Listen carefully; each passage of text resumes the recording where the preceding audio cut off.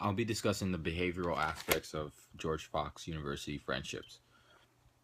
Generally, from what I know from my personal experience, is that the friend groups that we see now on campus probably started with Welcome Weekend. All the friend groups that I saw get together on Welcome Weekend are generally still friends now and are in current friend groups now. And generally, really they don't really interact with outsiders. Outsiders being people outside of their friend group, so they generally stay within their friend group. It also starts in the dorms, so those that live on floors together generally will end up sticking together, and those who are roommates together will generally stick together also, um, and live together on campus or off campus.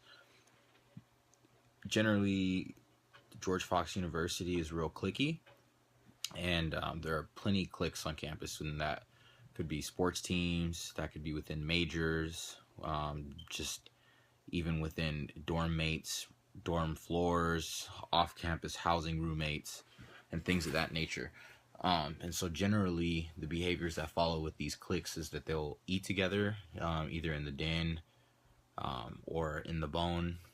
They will go to school events together, like dances, mainly chapel. Chapel's a big one where friend groups will generally go together. Um, School dances is also another big one that friend groups will go to with each other.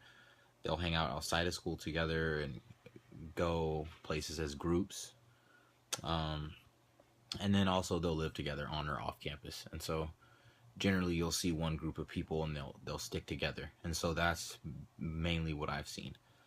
The sports teams especially don't interact much with people outside of the team, and I can say that from personal experience with the football team. I mean, they interact. We as a team interact with people. We do interact with people outside of the team, but not quite as often as maybe we should. So I generally most sports teams you'll see a lot of the athletes hang out with athletes of that sport. So generally you'll see the basketball players hang out with basketball players, soccer players hang out with soccer players, baseball players hang out with baseball players, football players with football players, so on and so forth. Um, from personal experience, as being on the football team, I do know that I have a certain group of friends that I generally hang out with um, that are on the team, and then I have another group of friends that I hang out with that aren't on the team. So I have a couple different groups of people that I will interact with. I cannot say the same for the rest of my team, as I've kind of seen them interact mainly with their own personal circle, which isn't a bad thing.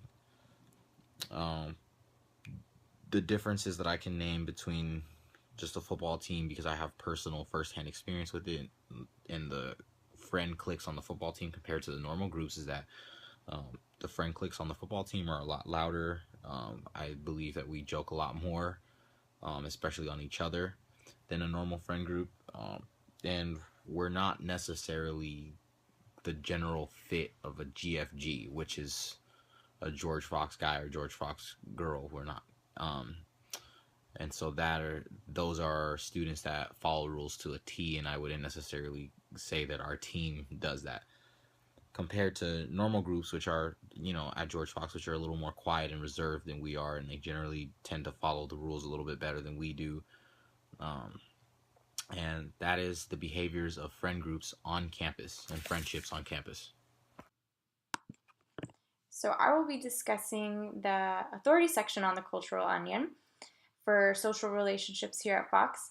As we all know, the three aspects to authority are cultural, social authority, ideology authority, and economic authority.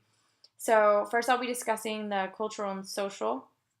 Um, Obviously, um, friends tend to pick their relationships based off of shared similarities. So, a big part of that is cultural similarity. Um, Here at Fox, it is predominantly white with a smaller percentage of minorities such as African American, Hispanic, Asian, Middle Eastern, and others. Um, During the interviews, students didn't seem to necessarily choose their friends like purely based off of their culture similarities, but they made note of picking their friends based off of shared interests such as hobbies, majors, and extracurricular activities. But that doesn't mean to say that as humans we don't naturally gravitate towards people of the same ethnic background. Human beings are just more comfortable with similarity. I did notice one cultural barrier within the interviews, and that would be with the Chinese students.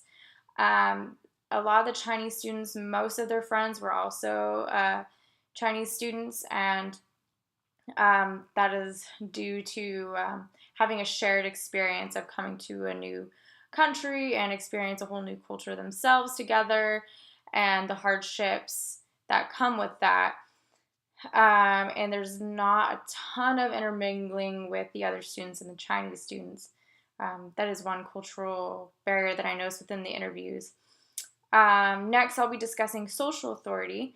So, the first big predominant social aspect I noticed would be within sports. So, a lot of friends tend to have their closest friends be ones that they share athletics with. So a couple of interviews were with football players or cross country runners, and their closest friends were ones that they shared those experiences with.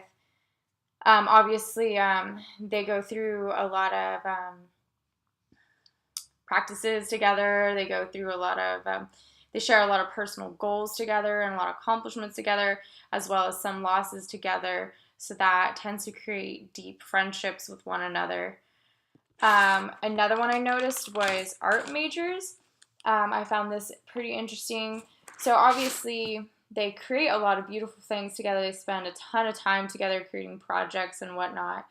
And so sharing passions like that can create deeper connections within friendships.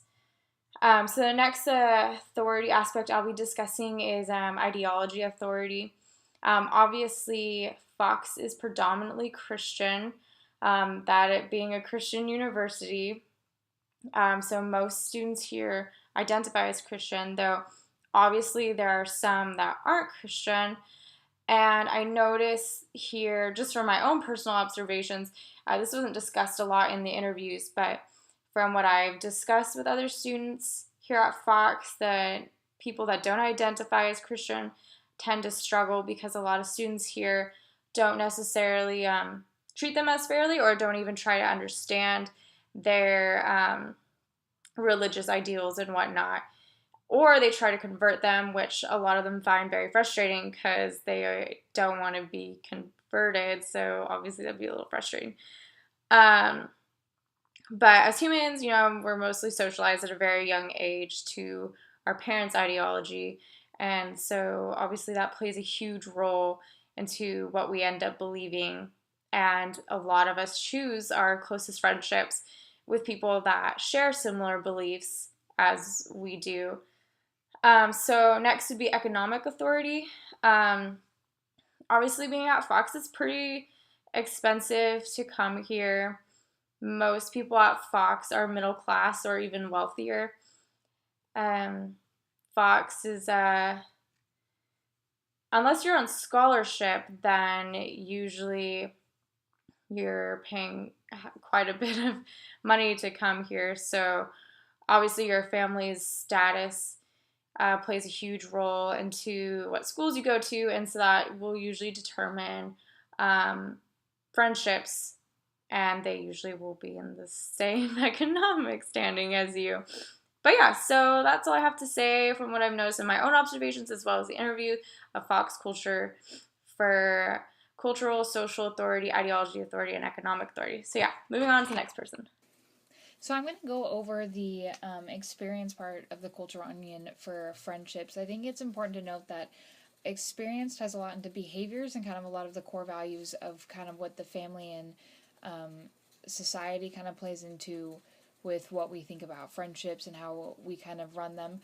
The interesting thing to note, I think, with Fox students when it comes to personal experience is that a lot of the personal experience with friendships is it wasn't really what they did experience wise that really was key to important to a social relationship, but how much time you spent together. So a lot of students expressed like their best friend is someone that they just watched TV shows with, or they hung out with every Friday, or someone that they just spent a continuous amount of time with and a lot of time, and it wasn't exactly what they did exactly. So your best friend wouldn't be someone who you went to Europe with one time. It would be someone who you hung out with every single Friday, and you went to other social gatherings together, and you did things together that was kind of your thing. So like one group said that they hung out with their specific friend every Friday, and another person said that their best friend was their roommate who they just bonded because they watched TV shows together every day or every so often, whatever, and that was just kind of their thing. So the important thing of personal experience and social relationships is that every friendship had a unique thing that kind of put them in as best friends or as the person they were closest to. It wasn't just one event, it was the combination of multitude of events that was kind of like specific to their friendship, that was different and unique, and that stood out from other friendships that they may have had. The interesting one about social history is one student compared their friendship to Fox and the Hound, and how Fox and the Hound is basically about how society has kind of a draw of pulling friendships apart. So what they say is you separate you into different categories. So like an athlete and a nerd can't really be friends, and so society, by the way of like social history, has a way of pulling apart those two different types of people in friendships so that they can't stay friends for a longer period of time. And that really resonated with them because they kind of expressed that they had lost a best friend because they were unable to be close because they were just put in two different groups by society. So that was kind of their social history of with friendships, is because society has like the stigma of the stereotypes of the groups that you hang out with, those two groups can't combine, and therefore that kind of just really impressed upon their friendship, so that eventually they ended up parting ways. And that has a lot to do with how I guess society has seen friendships for a long time. I mean, in movies you don't really see the nerd and the athlete getting along, or like the cheerleader dating the nerd, and we love those underdog stories, but we love them because they're underdog stories. And so a student really expressed that was really important, and how their social history shaped their personal experience, and that was really important to note. The last part would be family history, and family history was interesting because it was the more they did with their family and the more their family values shaped friendships that really impacted them. So a specific student stated that when they hung out with their family, they hung out with their family more with older people. So they were more mature and able to hang out with older people than they thought that maybe their friends were, or some of their siblings, just because that's how they were raised and that's how they grew up. So when it came to friendships, or even one person said that they were just best friends with their mom's coworker. Like, so their family had a really strong, significant impact with who they were friends with and how they managed those friendships, simply because those values were ingrained with them. And that kind of goes along with what you see in like the core with values and how you view friendship. It's really important to note that that family ties really tie into that importance of, I guess, bonding with another person and how that goes. So that is all I have for experience. So we'll go on to the next person. My name is Mark Sanchez, and I'm here to discuss the core section of the Cultural Onion and how it relates to the social relationships of students on George Fox campus. The core is basically your own views or way of thinking, meaning it is your own perception of society based on the culture and environment we are surrounded by. This means that students focus on their values, rules, and guidelines of how they live their life. In the ever-changing world, core values are constant. The values underline how individuals interact with each other and the practices they use or should be using every day. Social relationships on the George Fox campus are based on the values and goals each individual shares with each other. Students can form relationships with each other based on a number of reasons, but mainly off of similarities, such as race, gender, major, and programs they participate in. The athletic teams on campus are a prime example of a social relationship that share a common goal.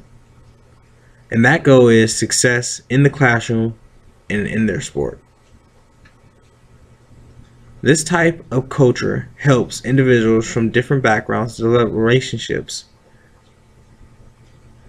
beyond their sport. Every individual grows through a few stages before they form a stronger relationship with another individual. The first encounter is the most important stage because it sets the tone for the future relationship, whether it can be romantic, friendly, or just teammates. If two people begin to like each other, they continue the interactions leading to becoming a friendship. This allows the individuals to form a relationship involving trust and supporting each other.